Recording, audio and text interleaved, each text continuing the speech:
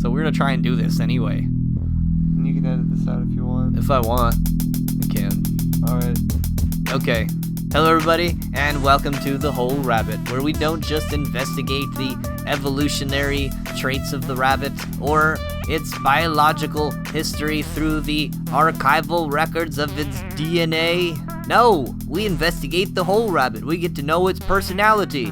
Its sexual fetishes. Find out if it likes to surf. Play drums. Play drums. Probably does. Maybe it doesn't. We have to ask the rabbit himself. Or herself. Maybe it's a transvest rabbit. Yeah. We don't know. We used to call them transvest rabbits. But we will know by the end of this podcast. I have a... Of which, what are we talking about today, Lee? We are talking about... Lucifer. Lucifer.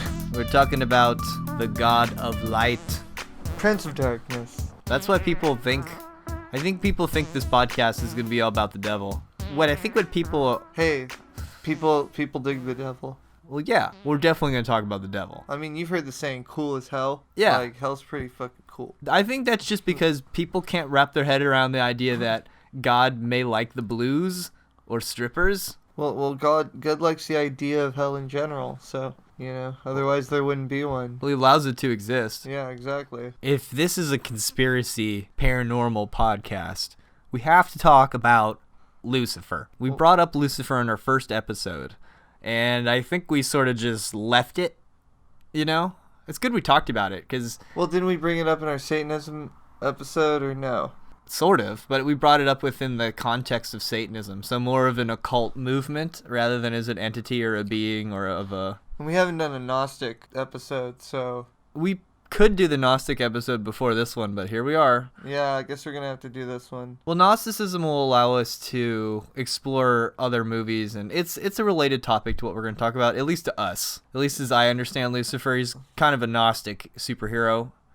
Not so much the devil, but we will be looking at Lucifer the devil, because you can't just talk about something being the devil for hundreds of years and have it not somehow leak into the imagery and the symbolism, because that's just how symbols work. You appropriate and reappropriate imagery, and it all kind of bleeds into stuff that way. Then that's how we create language and meaning, man.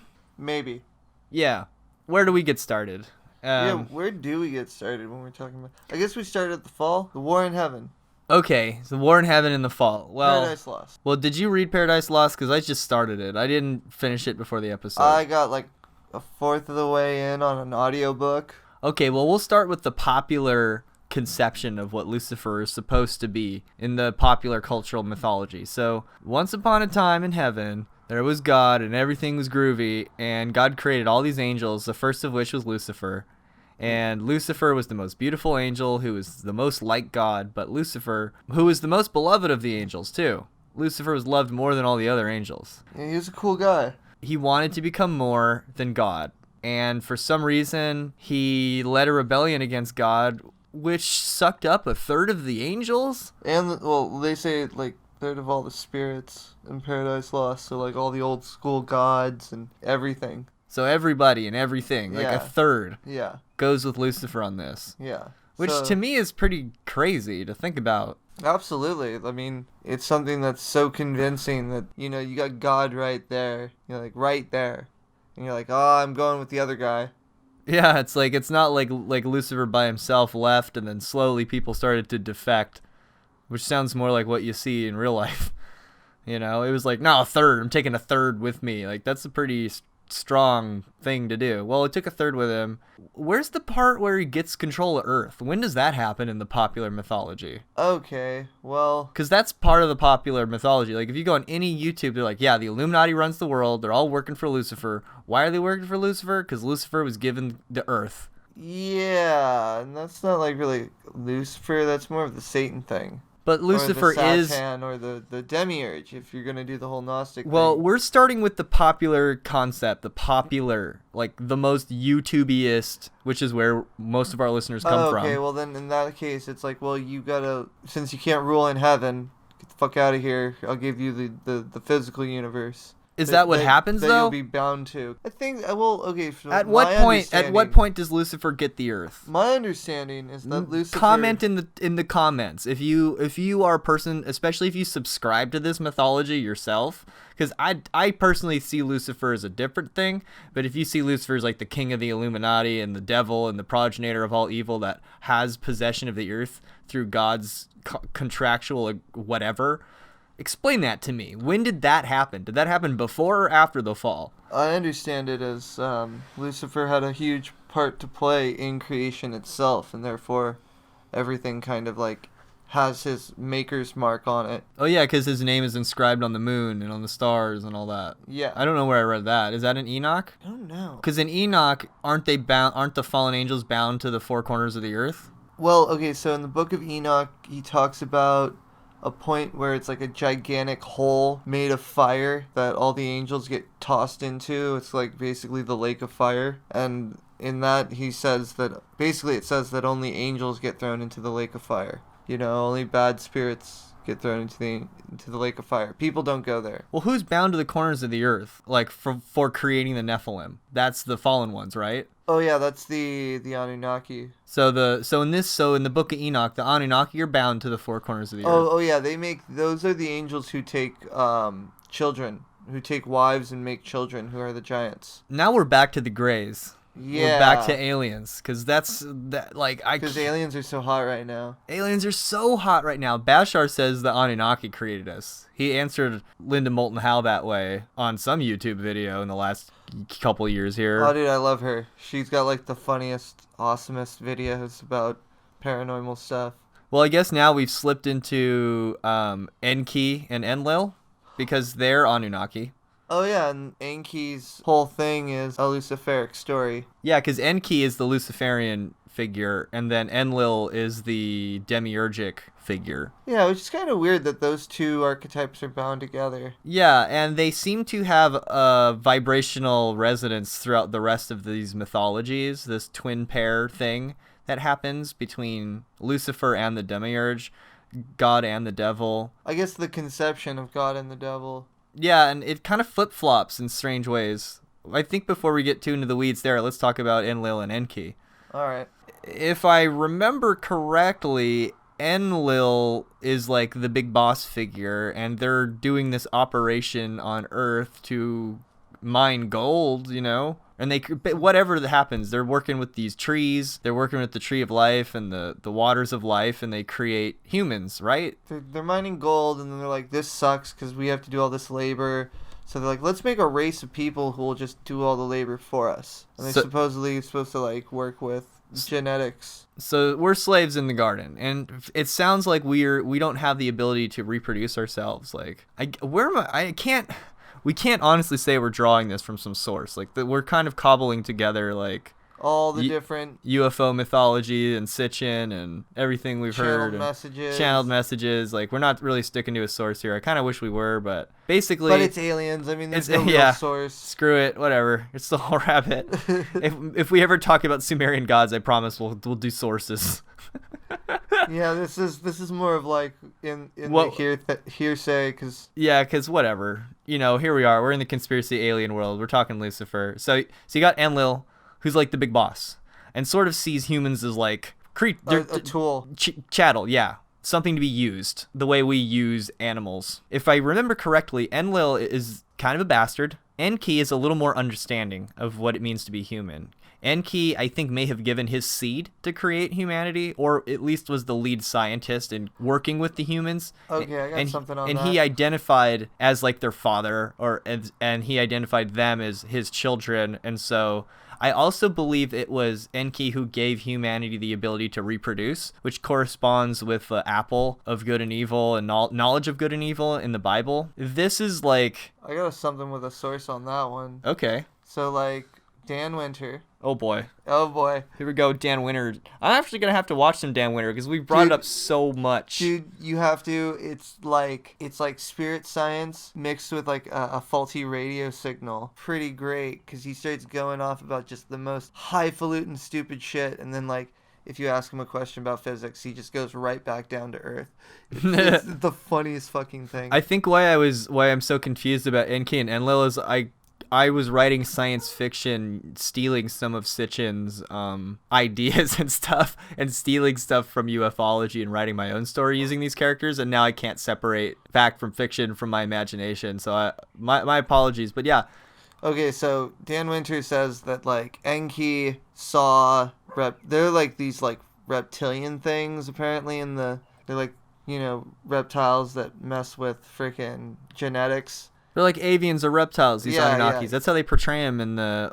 Yeah, they're like bird snakes. They don't have empathy apparently, and so like Enki sees like one ape pre-human, sees that it's like empathizing to like other animals that aren't even apes, like got like this huge like sort of empathy ability, and so it's like, oh, that's the one. Well, I'm gonna do my genetic experiments on that ape that can empathize with things, because we're like weird psychic reptilian snake bird people, but our psychic powers don't allow us to care about other people's feelings. Okay, so that was something that gave us Like- some of the extra juice, allow us to be... the empathy helps us. It aids us in our evolution. It makes us a more robust creature. Yeah, that's what he kind of talked about, like that's what the reason why they want, like, Enki is like this weird thing is because he totally did use his seed.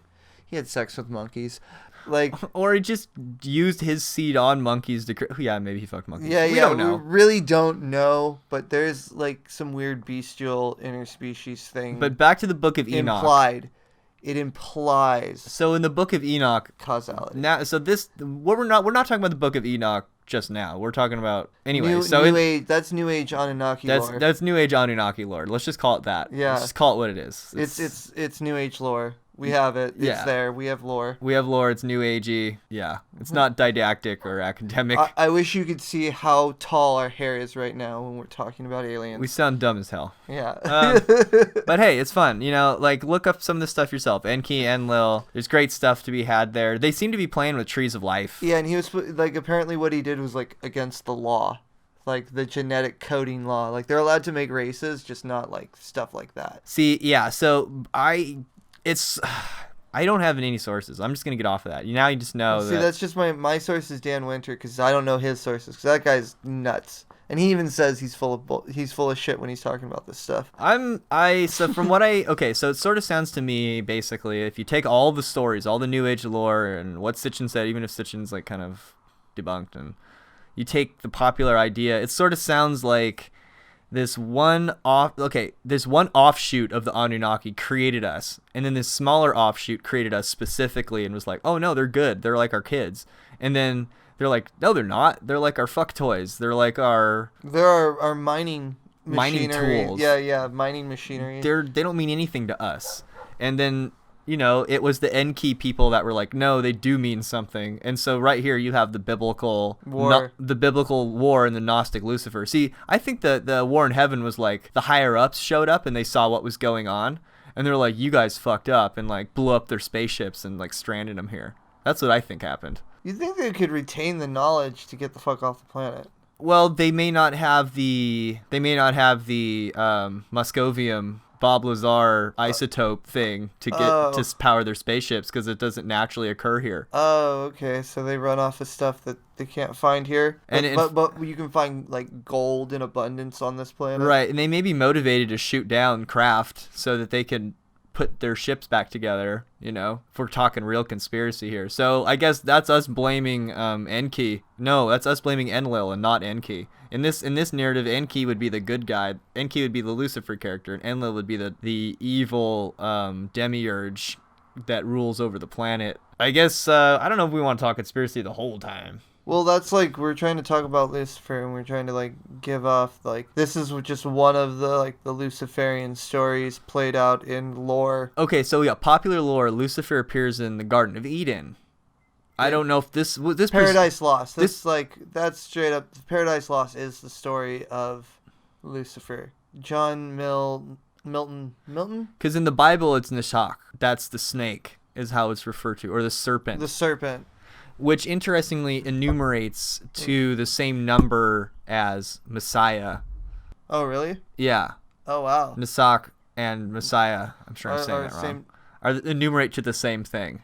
So that's one Gnostic trip rabbit hole you can go down. Well, Jesus said at one point, I am the bright and shining morning star. Well, I have something on that. It's like, I am the morning star. It's like, and that's like what Lucifer means. So like, is Jesus Lucifer? Is he the guy who's like, oh, I will do all this messed up stuff? I say yes, but there's a more academic answer that's a little more complicated than just yes. And it's that back when they were doing the Latin Vulgate, they're turning the Old Testament and translating it into Latin. The word Hillel in Hebrew got translated into Lucifer. So Hillel meant morning star, and oftentimes referred to Venus, usually was in a dignified sense, because have you ever seen like Venus in like morning, like 3 a.m. It's before really the sun comes out? It's so bright. It's so bright, it's so beautiful, and it announces the coming of the dawn. And if you've ever been camping, or maybe if you were an ancient person, the nighttime is kind of scary, and you might not make it through the night. And seeing the morning star is a sign that the darkness is almost over. Well, like, especially if you live in a world where demons and monsters are totally real things. Oh, especially. So the morning star is a great thing to show up, and it signifies the fleeing of the darkness and the demons, and the coming of the new dawn of the new age. So you see Lucifer referred to in this way in the new age a lot. And I guess that's what this episode's going to turn into, is us talking about Lucifer in the different ways you can perceive of Lucifer. Like, Lucifer is used for the word morning in Job. As your life will be brighter than the noonday, its darkness will be like the morning, using the word Lucifer for morning. And that's Job 11:17.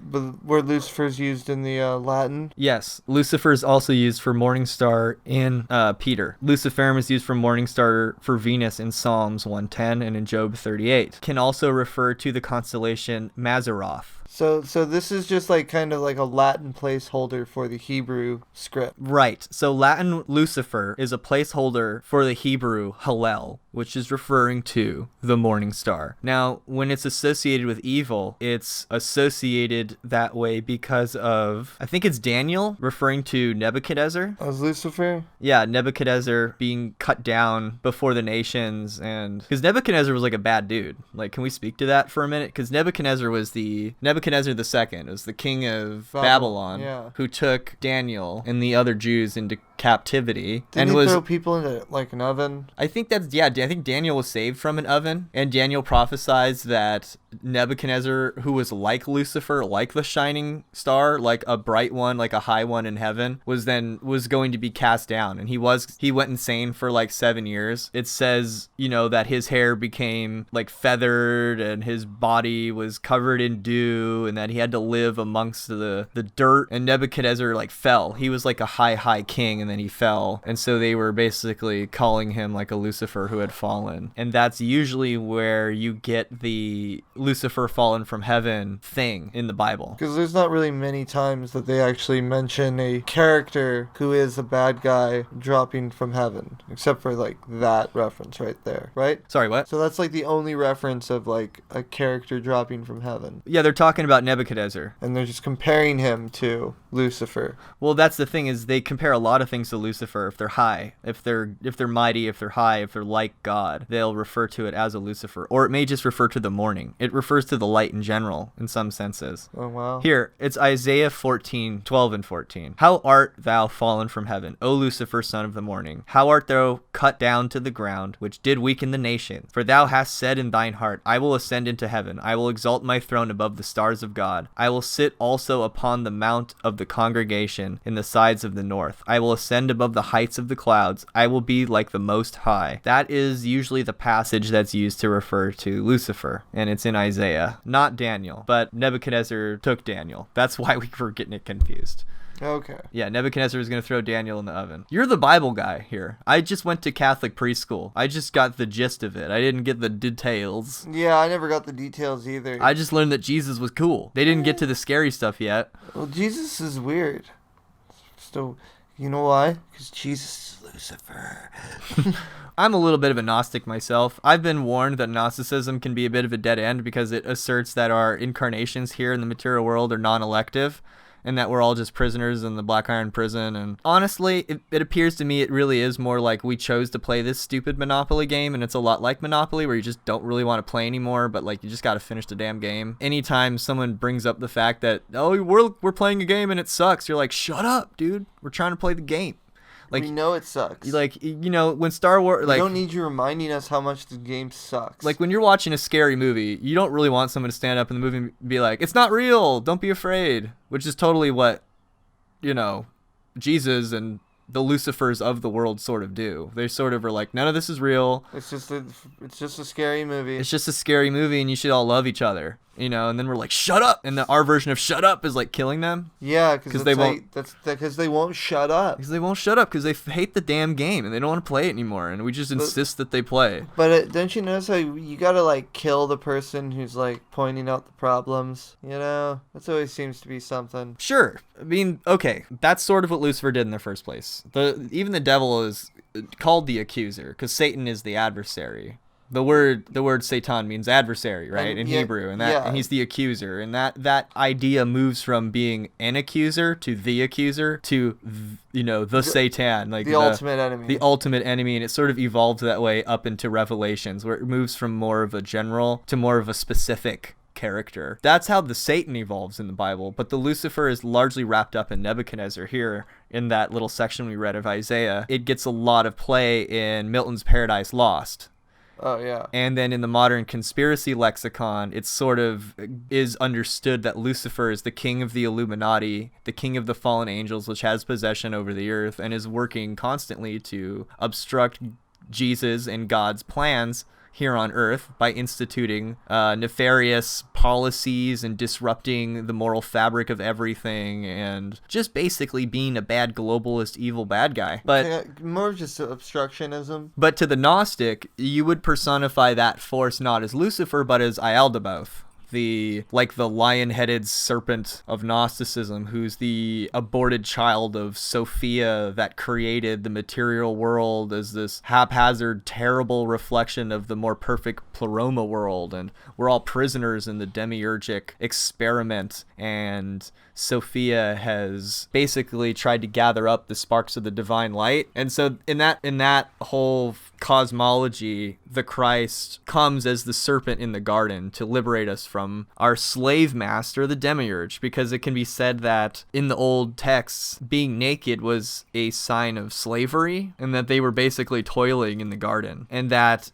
it was the serpent who brought the apple to us to know of good and evil. Also to know somebody in the Bible meant to like have sex. To like, that's the biblical sense. So like when Adam knew Eve, they were like getting it on. It sort of sounds like this apple has something to do with having sex, maybe spilling the seed, maybe knowing that they were slaves somehow. Because here's the thing, the serpent says if you eat this you'll be like the gods, you'll know of good and evil, and then the Demiurge had already told them earlier, well, you'll die if you eat that. Well, they didn't die, they did know of good and evil. Like, so who's the liar, the serpent or the thing that is too blind to even find them in the garden after they eat the apple? He can't even find them anymore. He's like, where are you? And who puts the tree in the center of the darn garden and tells them not to play with it? That's ridiculous.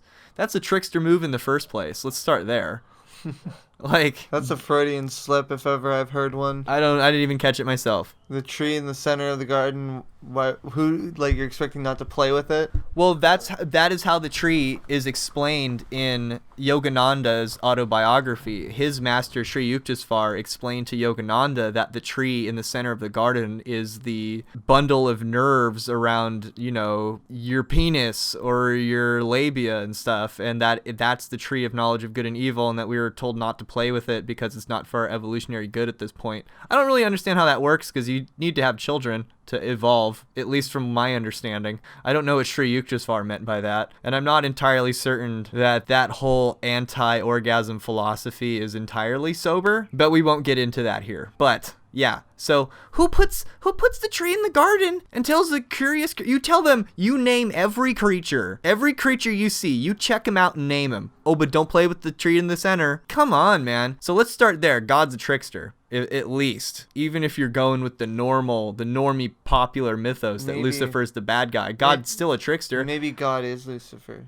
Well, okay, God still allows the devil to exist, allows the devil to tempt us. He's allowing this whole thing to happen, even in that cosmology. But back to the Gnostic, we get the knowledge of good and evil, and they're like, oh, we're naked, we're slaves. Great. We want to clothe ourselves in wisdom and in knowledge. And when we do that, God, quote unquote, doesn't even recognize us and casts us out of the garden, quote unquote. And without getting too poetic, and making the good guy the bad guy and the bad guy the good guy, that's more or less the narrative. But there's some other parallels here that I found in our research about Lucifer. This parallel between the serpent in the garden, the trickster, and helping out slaves. So in the 1980 writings of Henry Louis Gates talks about Brother Rabbit, which is spelled Prayer. like Brother Rabbit. No, You know what I mean? Brer Rabbit. But I think it's brother. It's a contraction of Brother Rabbit. So it's like Brer Rabbit. Like how a slave would say Brother Rabbit, right? According to Henry Louis Gates, Brother Rabbit uses clever language to perform a kind of rebellious societal deconstruction. The Brother Rabbit is the creative way that the slave community responded to the oppressor's failure to address them as human beings created in the image of God. The figurative representation of the slave community, Brother Rabbit, is the hero with a fragile body but a deceptively strong mind that allows him to create his own symbols in defiance of the perverted logic of the oppressor. By twisting the language to create these symbols, Brother Rabbit not only was the personification of the ethic of self-preservation for the slave community, but also an alternative response to the oppressor's false doctrine of anthropology. That sounds so much like Lucifer to me, I can hardly stand it. And the fact that it's in the form of a rabbit just makes me just laugh with joy, because the Aztecs saw Venus as the rabbit planet. And of course, there's the parallel between Venus, the morning star, and Lucifer, which we've expounded on pretty thoroughly earlier in the episode. Halel ben Shahar, the shining one of the dawn, Venus, the morning star. The rabbit also appears as a trickster elsewhere. Most specifically, there's a Promethean archetype in Native American folklore, and it's associated with the coyote spirit or the raven spirit, who steals fire from the gods in the form of the stars, the moon, and the sun, bequeaths knowledge of how to live to humanity, teaches them how to fish, and teaches them a lot of different things that help them live, which is quite a bit like the Azazel myth, where Azazel helps humanity learn how to put on makeup, metalworking, and there's Kokopelli. A lot of the primary gods of the mythologies around the world is a trickster deity that steals something from heaven. Okay, what about Prometheus, huh? Yeah, Prometheus. He steals the fire from Zeus and gives it to mortals. And then what happens to Prometheus because of it? Oh, he gets strapped to a rock, and then the vultures of Zeus eat his liver every day. Eat his liver every day. And as we discussed, I think in the first episode, the liver was used in divination. And also that Prometheus, his superpower was foresight. If you're stealing his liver, you're kind of taking away his ability to look forward. There's no trickster without foresight. How can you be a trickster without some damn foresight? It's impossible. Seeing how funny something's going to be. You have to set up the joke. Yeah. You can't separate those two things. Also, the idea of revelation itself, especially if your revelation is revealing, evangelical versus disangelical, good news versus bad news. Evangelical cats got gospel for you. We are all evangelical cats. If you believe that God is revealing something and is a bit of a trickster himself, there you have it. I think it's sort of built into the formula, the trickster. I mean, if you listen to those evangelicals and they all tell you that Satan is the greatest trickster in the universe and blah blah blah blah blah, and they just keep going on about it, and then they're like, oh, but we know his name. It's Lucifer. It's gotta be, It's we know the tricks, and the guy's looking at you with some wild eyes, trying to convince you of this thing that he just told you, that this guy's the most powerful trickster, so why wouldn't he just give somebody else a bad rap for what they're doing? Think for a moment about if God has a plan. If God has a plan and Christ is part of that plan, there's really no redemption in Christ unless you have eaten from the apple in the first place. So the connection between the serpent and the Messiah is pretty linked. You don't have one without the other. And if God has a plan, then those two inextricably linked archetypes do have a connection. And it should be explored, especially in Revelations when Christ refers to himself as the morning star. Okay, so wait. But now we're talking about the serpent too. Well, so here's the thing. So under that idea, it would be like Jesus is Lucifer and comes down as the serpent to tempt man so that he can go back and redeem man. So it's just a story. It's about enacting like a story or a play. The dang old guy's a trickster the whole way through. Like, just think of the campaign of Christ in the first place. It reminds me of the Stanley parable. Christ says to be as wise as serpent, but as plain as doves. I don't know if it was plain, but as pure as doves. Pure as doves. Because Crowley uses that symbology as the people who go up the Kabbalistic tree of attainment, and then the people who like hand down the secrets. So the serpents rise up the tree, and then the doves hand down the wisdom. We had a request to do Thelema. We were going to do that episode for you. Yeah, so we're working on it right now. So we're referring to Thelema now, and it's coming up so much. We have to talk about it. It's going to be Aleister Crowley as well. We knew it was going to come up, a full episode. It's gonna. Because you can't go an episode without mentioning Aleister Crowley. So within that framework, there is no Christ without the serpent. They both enumerate to the same thing in Hebrew, Gematria, and then, I don't know, they seem linked somehow. Like you have... Well, okay, so according to New Age lore, Lucifer is the other side of Christ. Or Michael. Yeah, without the love.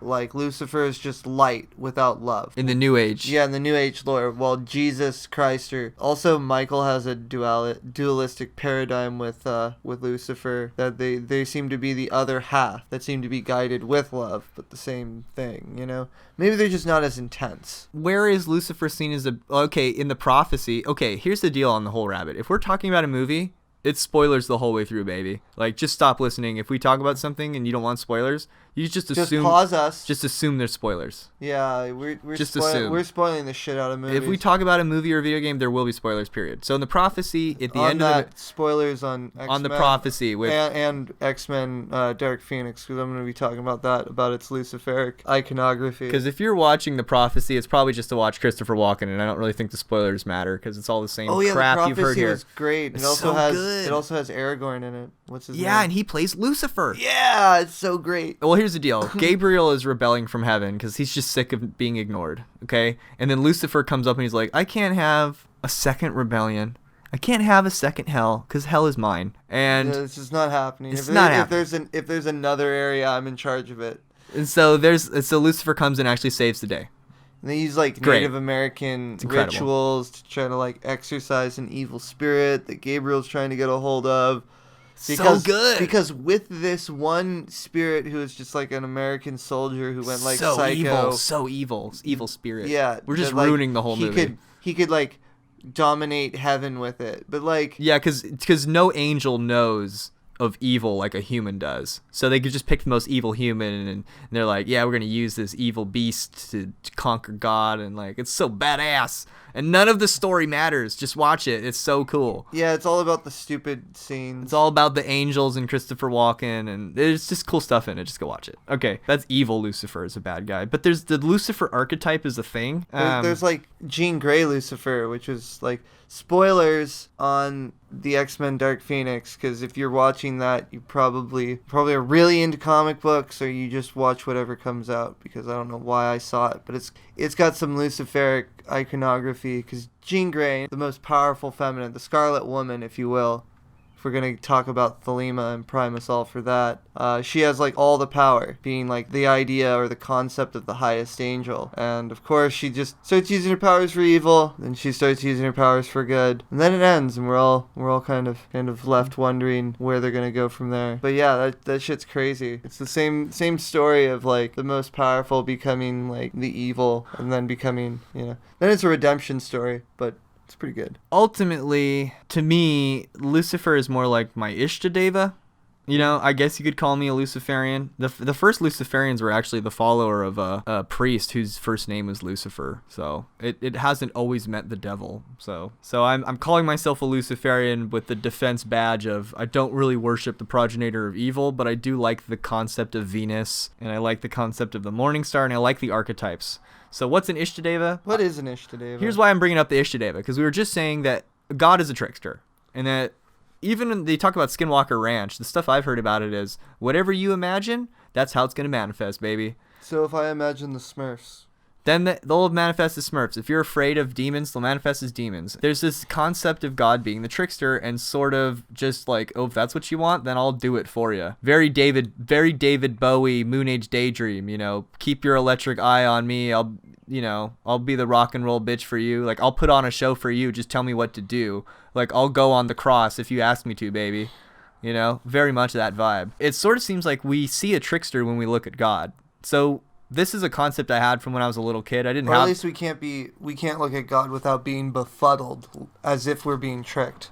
And there is a concept in Hinduism that allows for this concept to exist. And it's called the Ishta-Deva, where the concept of God itself is such a high concept that's beyond all description and conceptualization.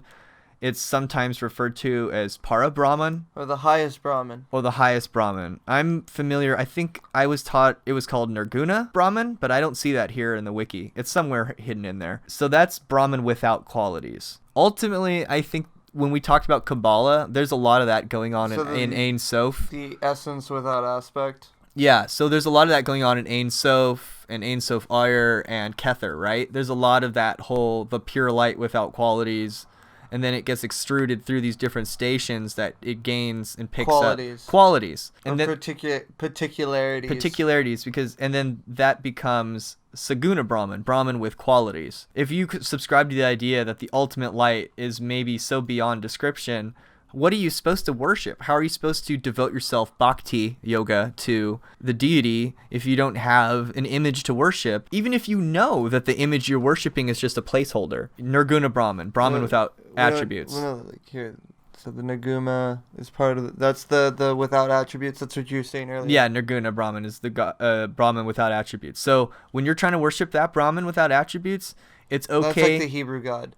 So then you should think of qualities that Brahman brings out in your life, things that you associate with the goodness of Brahman, and then you can kind of cobble together what God or Ishta-Deva can stand in for the Brahman without qualities. So you're basically saying, well, I can't worship a God without qualities, so I'm going to just put a placeholder there and say that that's like my mirror to God, or that's my that's like my satellite bouncing to God, that's like my go-between that I've created to help me understand God. To me, that's sort of what Lucifer was to me when I first heard of the concept, because I was like, why would God because I was a little kid and I didn't really grow up in a religious background, but like all the other kids would talk about this stuff on the playground, and so I was exposed to it through the little kids, right? And it was always like why would God create an angel that he loved more than all the others and then cast him down in the hell? It just didn't make sense to me. And what still doesn't make sense to me is angels don't have free will. That's what makes them angels. And that's what makes humans have free will. So a rebellion of angels does not make sense to Luke, period, to me. So I just kind of dispensed with the idea early on and assumed that it's just dumb ideas. I just assumed that there was something more going on with that story that was worth investigating later. And here I am at age 32 still investigating it. Okay, I got one for that one. Because I've been thinking about that one for a while. So real quick, to me, Lucifer is we couldn't conceive of God, but we could maybe conceive of a first angel. And so Lucifer is the personification of Neti.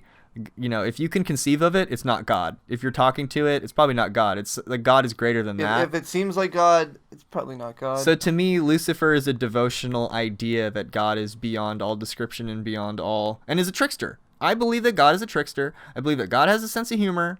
I believe that the church has been probably too oppressive with sex and definitely with women. We have an oppressive authority on the planet that masquerades as a moral authority of good.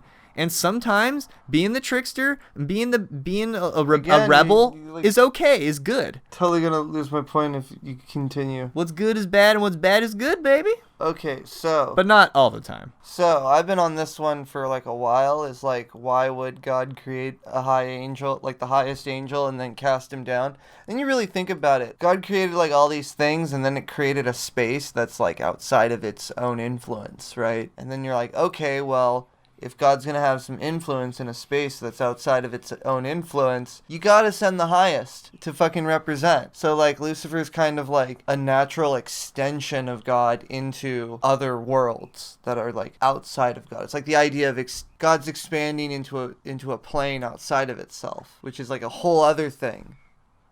Like first it created a realm inside of itself, and now it's creating a realm outside of itself. Okay. And you have to have, because the Yezidis believe that the first angel, Melek Taus, the peacock king, was born on Sunday. He was the first of all the other angels. Giant peacock man. And God told all the other angels, and he told Lucifer too, of course. He told all the angels, never worship anything before me. Somewhere down the line, created humans. Here's God being a trickster again. Is like, okay. Worship humans. Yeah, worship humans, and all the angels fall for it except Melek Taus, the peacock king of Sunday, the very first angel. He's like, no, you told me not to. I'm going to worship you alone. God's like, haha, you passed the test. Now you have the fate of humans' freaking destiny. Like, you own the fate of humans' destiny or some shit like that. Or he was put in charge of it. And it's weird because I don't fully understand Yezidi cosmology, but they still have a falling out, and there's like, basically somehow Melek Taus ends up in hell, but his tears quench the fires of hell. And it's believed that... Similar to my idea. There's a weird idea that... Christ does that in some narratives where he goes down to hell, right? Yeah, that's how they converted the Greeks. They said he went down to hell, beat up Hades, and then opened the doors for all the people trapped down there. Maybe that initiated the incarnation cycle. I don't know. It's a good idea. What was they talking about right before that? Melek Taus. Yeah, Melek Taus, the Peacock King. Unless I misunderstood, the Yezidis believe that he is like an Azazel figure because he came down to humanity and instructed us, and he's sort of like a devil figure, but their idea is that the devil will be redeemed first of all the others and will be forgiven first and will be allowed access into heaven first, and that they'll follow him into heaven first as the first followers. So I don't know if I just explained that badly or that's such a mystic idea that it doesn't really translate to. The Yezidis are a trip because they have like all their places of worship are in these tunnels at like these underground rivers, that it's all one underground river that all of their little shrines of worship are connected to. And they build ziggurats too. Yeah. So they claim to be connected to a pre-biblical culture, and they've just incorporated various elements. They also have the 7 archangels like everyone else. And they have rituals from the Roman times, if I remember correctly. They have Mithraic rituals. Mithraic rituals. They're sort of, it's all woven. They have a big tapestry of stuff in their religion, which is really cool. And they're almost going extinct because they don't really marry outside of their various families that still exist, and they're heavily persecuted by Christians and Muslims in the area. Yeah. They're like in the Kurdish areas of like Afghanistan, I think. Was it Turkey? I thought it was Turkey. And then early occultists of the 20th century like spread a bunch of weird, bizarre legends about them worshiping the devil and being devil worshippers. Like they the Aleister Crowley people were telling everyone like, oh, if you draw a circle around them, they can't get out of it. You've trapped a Yazidi. It's like they were like a weird, fetishized, demon worshipping, Lovecraftian if you draw a circle around them. Yeah. You're like, I'm trapped. Yeah. Yeah, stupid, right? Like total Auslander bullshit. Like that's some funny stuff. Basically, Lucifer we're saying is like this trickster archetype. I guess we want to talk about a little bit of what Lucifer archetypes pop out in mass media and film and cinema. Yeah. I don't know, like, how do we can kind of justify this because we made the argument that the Illuminati probably does put symbols and stuff in movies. And even if they're good or bad, or somewhere in between, or a little bit of both, it seems like the wisdom traditions leak into Hollywood movies, and the symbolism of ancient stuff or biblical stuff leaks into movies. And besides, well, if Carl Jung has anything to say, it'd be like it's a natural occurrence that these symbols would come in because they are archetypal. Correct. And besides, people are smart, artists are clever, they read, they implement these archetypes because they're inspired by the old mythologies and by Joseph Campbell. They're inspired by Star Wars. They want to weave in ancient gods into their stories and put biblical references and the like. I don't know why we're defending ourselves here, but basically want to see like where do we see Lucifer in film and mass media? I think the most obvious one besides Constantine, with Keanu Reeves. Well, a lot of anything with Keanu Reeves has like total Luciferic, like Gnostic Luciferic symbolism. Yeah, like Lucifer is the good guy symbolism seems to surround Keanu Reeves. It's pretty good. And it repeats itself. I don't know if that's a thing. Even if he's playing a bad guy, it's like you're like, I'm rooting for Keanu Reeves. Yeah, like, is that an Illuminati thing where they like decode your energy and they're like, oh, he would make a good Lucifer archetype? Because it, like, or is that just typecasting? Is it just is it unconscious? I think it's just typecasting. I think we did fish this in water. We did this argument already. So well, like we I don't think we recorded this one, but maybe we didn't. I bet no, we this did. was something we talked about. I'm sure we did. Yeah. So okay, this is the one where the conspiracy theories have it right. I'm pretty sure the Matrix is a story of the rise of the Gnostic Lucifer, as Neo is Lucifer. I agree with the conspiracy theorists on this one. And Agent Smith is the Demiurge. Now, you think Agent Smith is Demiurge. I would naturally think the Architect is the Demiurge. That is true. I think Agent Smith is Choronzon, 333, the Dweller of the Abyss, who just has nothing to say except I am, and then is easily dispersed by any sort of real existence. He says Mr. Anderson. You know? And then he calls him Neo by the end. But then we have to talk about Thelema. So, well, right away, when Neo gets picked up, after he's awoken by Morpheus, they pick him up in the Nebuchadnezzar, and it shows the nameplate. And it says Nebuchadnezzar, Mark 311. Well, if you go look at Mark 311 in the Bible, instead of just looking at it as like some sci-fi name of their ship, it says, at least in the King James it says... So this is like a Kubrick breakdown of the Nebuchadnezzar ship. The Nebuchadnezzar ship. So they pick up Neo, and then it shows the nameplate of the Nebuchadnezzar. And if you look up Mark 3:11, it says, and unclean spirits, when they saw him, fell down before him and cried, saying, Thou art the Son of God. And then immediately reminds me of in the hallway at the end of the movie. But the other agents just run away. Yeah, the agents just run away. They fall down before him, basically. They can't stand against him anymore. And so that's like prophecy. Also, there's we discussed this before the show because it would have become the whole show. Why do they name the ship the Nebuchadnezzar in The Matrix? Yeah, it's a weird one because Nebuchadnezzar totally was the Babylonian king that put the Jews in captivity. And the whole time, like, the Nebuchadnezzar is taking him to Zion. And it certainly seems as if the rebels in The Matrix associate themselves with the Israelites. And the Matrix is Babylon. So it doesn't... No, it does make sense if you think about it. Like, we're taking the people from Zion and putting them in the Matrix in the Nebuchadnezzar. Oh, that does make sense. Yeah, I think this just came now. Well, it also sort of makes sense that humanity used to be this high and mighty technological elite society, but it fell...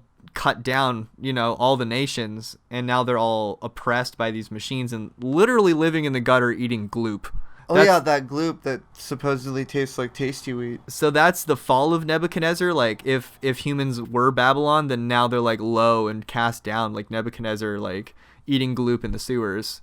So there's that connection too, and there's also the Gnostic like flipping and reversing of archetypes, where it's like if the machines think of themselves as saviors, or if the machines think of themselves as because they're like, we created you a paradise, right, and you decided that wasn't good enough for you, so we made you a hell, basically. And so they're flipping the symbolism. They're like, well, okay, if you're Israel, then we'll be the Babylonians. And it's also that could be playing into the whole Lucifer is Christ, and Christ, I don't want to say Christ is Lucifer, but I would say Lucifer is Christ. It doesn't go back the other way. Yeah, there's no going back. Then you make the Demiurge is the bad guy. Yeah, Christ is the good guy. That's Demiurge Gnosticism. is the tempter, like to Christ in the desert, if you want to put it that way. And then the Christ is the tempter to the followers of the Demiurge, which is we saw that in Set and Horus when we talked about Star Wars, how they like whoever tempts the other one wins.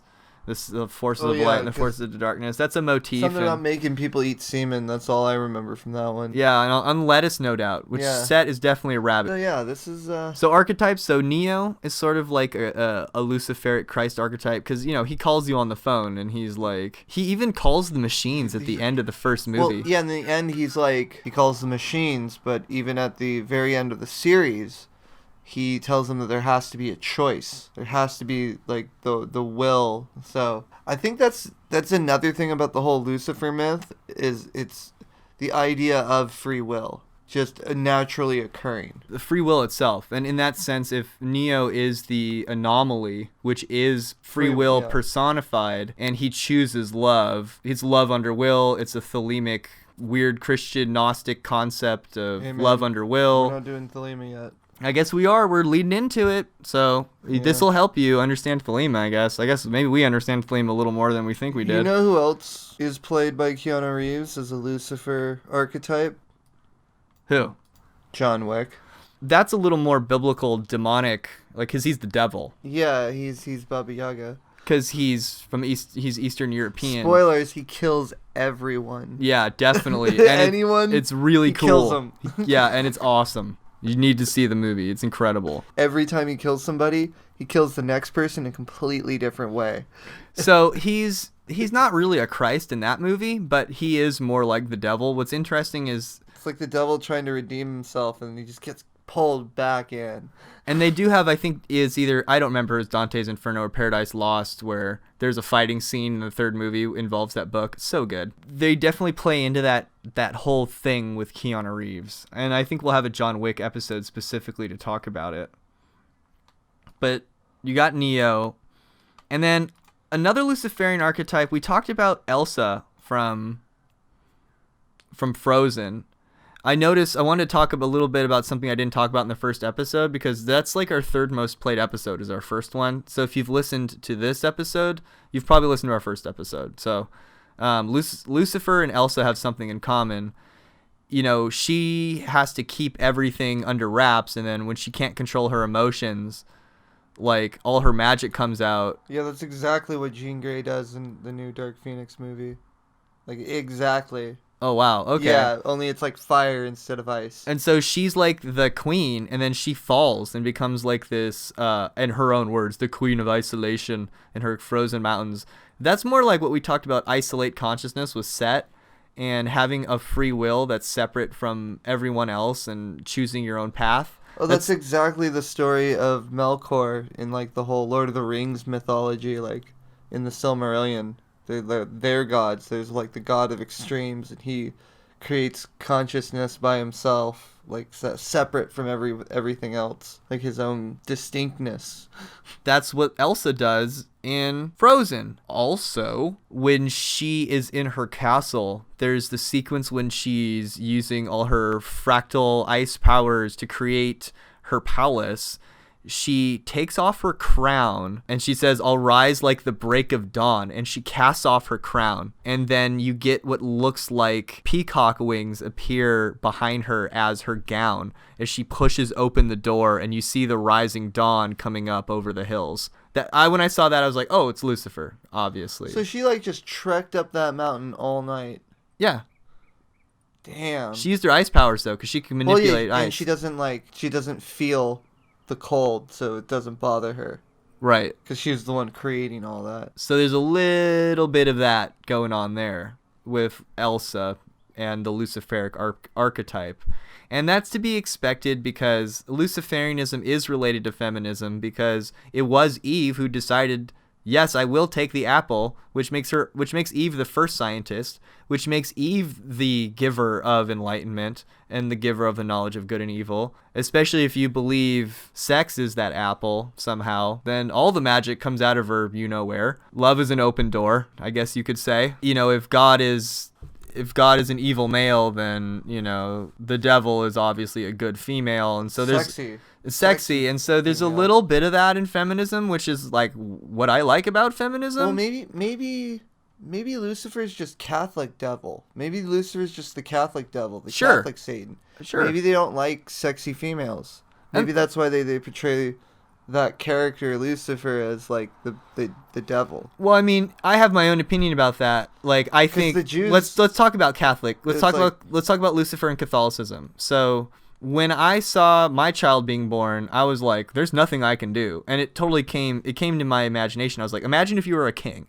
You were a total powerful male, like the patriarch of the whole thing. Maybe a priest. Maybe you were the king of the priests. Maybe you were the warrior king of the priests. And you can conquer anything using your religious power, your authority, your popularity, your warrior skills, being able to swing an axe, whatever the hell it is. You can. And then there's childbirth. Then there's childbirth, where you love some woman who already has power over you. Basically, she's just screaming in pain. Screaming in pain. You can do fuck all about it. There's nothing you can do. Like, and then worse yet, there's probably other women that can do something about it. So the midwives. Yeah, the midwives, they're the ones that actually have the power. So you have like, this patriarchal king and his wife is screaming he can't do fuck all about it, and she's the one that's giving birth to the new life. Right there in a flash, you're like, oh, woman is the higher, better power. And so the whole idea of original sin and baptism to me is like, oh yeah, woman is filthy. Here, I'm gonna fix and redeem whatever that process was, because it was so scary and terrible that it had to be bad. And so here I am in control again, fixing what was wrong. You could imagine, like, you could hold on to some childhood trauma if your birth was like really messed up. That's my Luciferic advertisement for feminism. As much as feminists are not going to like me for the rest of the things I say, I still consider myself one because of this philosophy that I hold deep in me, because I was helpless when I saw my kid being born. Imagine if I was a king or somebody actually important. It'd be terrifying. And so, yeah, the idea of original sin and baptism, at least to me, is a response to the awesome power that is woman. And why the hell do these priests have to dress up like women? Like, is the most important thing about a priest having a dick? Listen to Robert Anton Wilson talk about this sometime. He really is onto something. It doesn't make a lot of sense. Well, Jesus was a man, therefore the priest should be a man. If Jesus was a woman, I guess the priest would be a man now, wouldn't he? I'm so confused, and I think it's for the best. And so are they, maybe. I don't know. I don't know. Well, Jack Parsons was like, how could the creative principle be purely male? That's so stupid. The creative principle is male-female copulation, which creates a third or son, which then manifests a fourth, and that's the tetragrammaton. And that makes sense to me. I think that like male-female generative principle, that's probably the image of God I'm down with. So, Jack Skellington's kind of like a Lucifer. All right, you talked about Jack Skellington being a Lucifer. Okay, because Jack Skellington is the king of the underworld, Halloween Land. Halloween World, whatever it is. He's king of his own world. King of his own world. Not only that, everyone loves him. He's the most beloved. He even says, like, I'm a demon of light. He says that at one point in his song. And, he can take off his head. He's inspired all these things and scared all these people. So that's sort of like his song in the beginning is like, I'm the devil. I'm the lord of the underworld. I do this so well. Everyone loves me. And the mortals fear me. But I feel so empty inside. I want something else, And so the Prince of Hell is like empty and sad and is looking for something. And so he wanders into the darkness and into the forest, and he discovers Christmas Town. And he goes to Christmas Town. He's like, this is awesome. I need more of this, whatever this is. What is this? What's this? And he loves the warmth of the fire and the smell of the cookies and all the different multicolored lights. This is what I like to refer to as like becoming blinded through a spiritual experience. Like he went and saw Christmas Town in all of its splendor, and then he came back to his Halloween buddies and he's like, no, we're doing this. Right, but here's the thing. When he came back, his Halloween buddies did not get it. So to me, they couldn't get it. They didn't get the experience. How could they get it? He's trying to like describe going into like a completely different reality. And to me, I think that this is either an unconscious or maybe a below the surface reference to like Constantine and the conversion of the Roman Empire from paganism to Christianity, because he's like it's Santa Claus is like this, and they're like, you mean he has claws? And he's like, no, not like that, And it kind of like, oh yeah, Jesus, he's a sun god. But at some point he gives up and he's like, okay, I've got to give them what they want. Give them what they want. Yeah, he's got claws. Yeah, he's got claws. Yeah, So that's sort of to me like, oh yeah, Christ, he creeps into your house. He's got claws. So yeah, that's Christ, dude. He just watches you while you're sleeping. That's like the scene in Holy Mountain when they take Christ and get him really drunk and they put him in the plastered molds and they like start passing him out and selling him. And it's this idea that like the Romans took Christ and then became Christians, but then they just slapped Jesus's image on things. Yeah, when they were still just really pagans underneath, And they put all this Apollo stuff onto Christ, and to this day it's influenced our understanding of Christ. And then they sit around making Christmas, making Christianity. Yeah. And they steal Santa Claus and they put him away. He's the real. They put him in the underworld. Yeah, it's not enough to like just mimic Santa Claus. You have to get rid of the original. They put him in the underworld where all the New Orleans music is, where all the Robert Johnsons are. Yeah. And that's where they put Santa Claus. They put him with John Wick, Baba Yaga. Yeah, they put him with Baba Yaga. And then at some point after they shoot him down, Jack lands in the arms of an angel holding a book. So an angel of wisdom.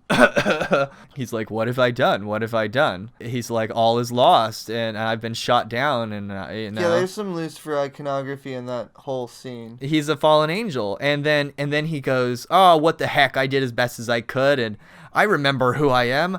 I am the Pumpkin King, And he opens up the door underneath the angel and descends back down into the underworld to redeem the problem. And so his tears, have to quench the fires of hell. He literally goes down and he stops the Oogie Boogie Man, which is also, the Oogie Boogie Man is a symbol of chance and perhaps determinism, much like Agent Smith is in The Matrix. So he has to overcome this symbol of chance, and he has to save his girl, Sally, and Santa Claus.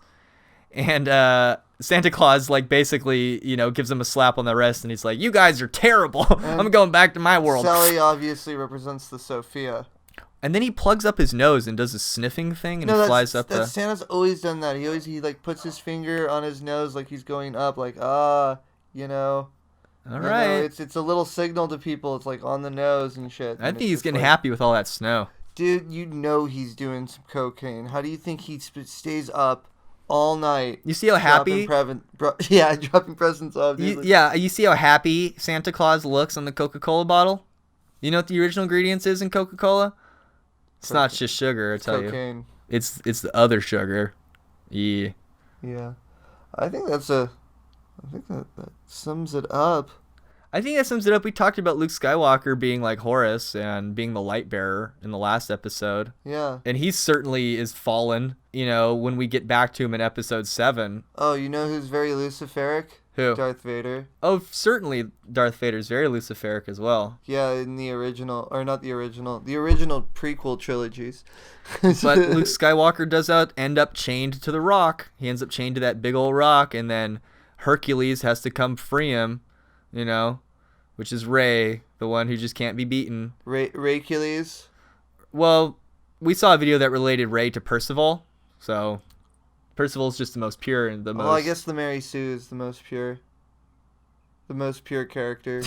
You're talking about Star Wars again. Yeah. I mean, I don't really think we have much more to say about Lucifer except at least Andrew's maybe not as sympathetic, but I'm very sympathetic to the Lucifer archetype. It's sort of like my Ishta-Deva. I think I get it now that we've elaborated on the concept. I think that it's the Catholic's devil. It's the devil of the Catholic Church. It's the hot chick. At the end of the day, I think if there is an Illuminati, they probably worship Saturn, which is a demiurgic, archonic figure of time and imprisonment, and is definitely... structure and harvest and death and rebirth. And is not Venus, is not the morning star, is not Christ, and I do not believe that I'm in alignment with the Illuminati plot to destroy human free will and the human soul. In fact, I believe that Lucifer is more aligned on the Christ side of the superheroes and stands on the side of free will, and especially on the side of love. I think that's how I want to wrap up this episode. This is why I think Lucifer is the devil. I think it has something to do with the idea that Christianity has traditionally hated women, and that Venus is the symbol of love, and that the males of the world are best to seek God in the reflection of woman.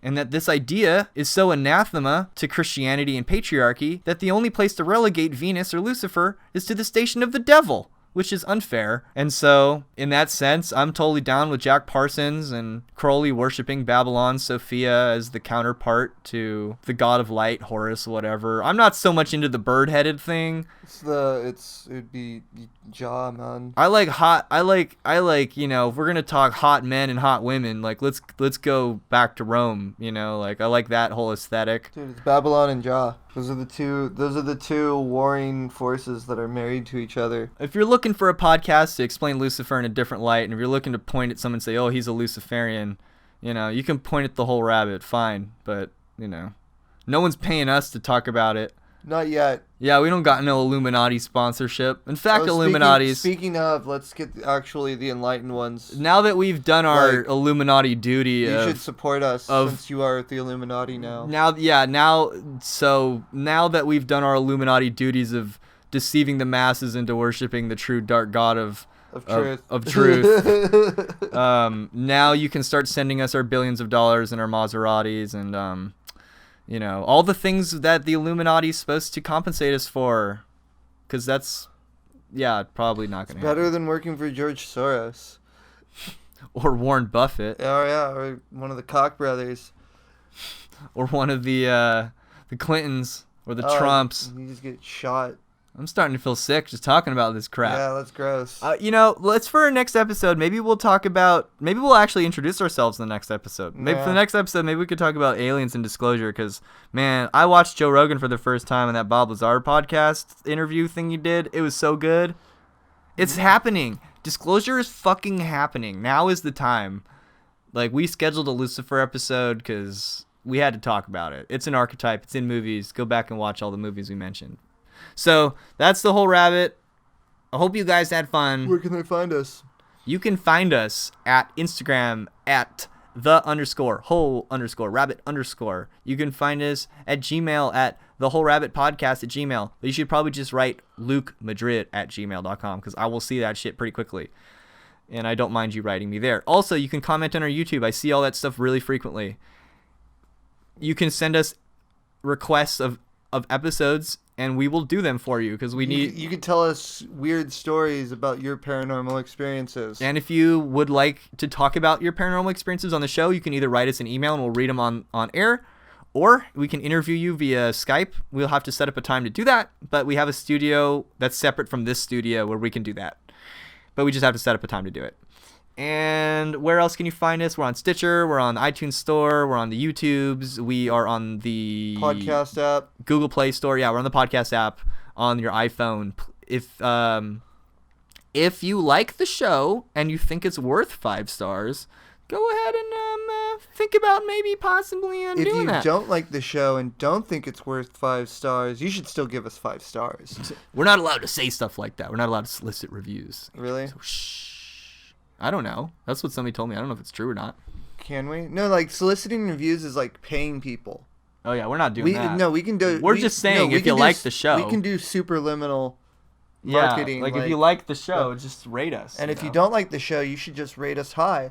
Yeah, sure, because we suck. Because somebody's going to like us. Somebody has to like us, right? So we hope. More people are listening. So that's Lucifer, mainly from a Gnostic perspective, but we did address the popular culture thing. Yeah, so now you're enlightened.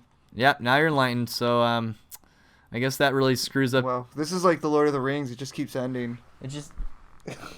God dang, man. Okay. Well, eat carrots, shoot lasers. Yeah, what he sent me.